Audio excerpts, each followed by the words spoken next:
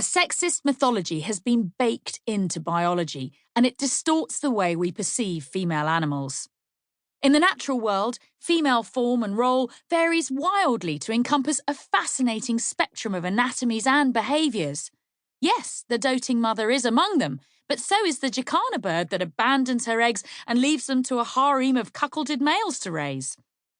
Females can be faithful, but only 7% of species are sexually monogamous, which leaves a lot of philandering females seeking sex with multiple partners. Not all animal societies are dominated by males by any means. Alpha females have evolved across a variety of classes, and their authority ranges from benevolent, bonobos, to brutal, bees.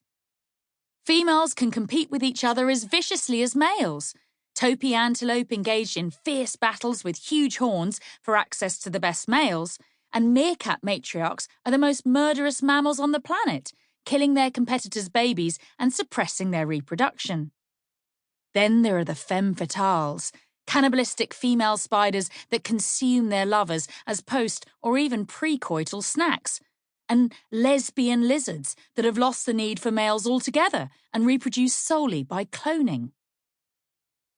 In the last few decades, there's been a revolution in our understanding of what it means to be female.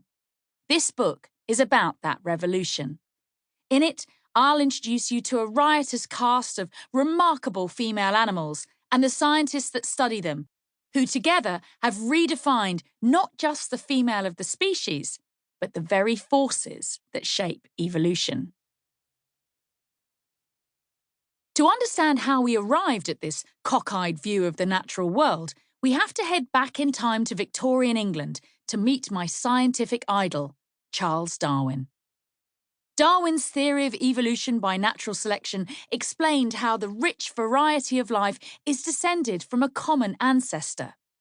Organisms that are more adapted to their environment are more likely to survive and pass on the genes that aided their success.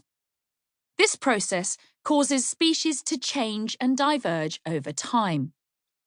Often misquoted as survival of the fittest, a term coined by the philosopher Herbert Spencer and only incorporated by Darwin under duress into the 5th edition of On the Origin of Species, 1869.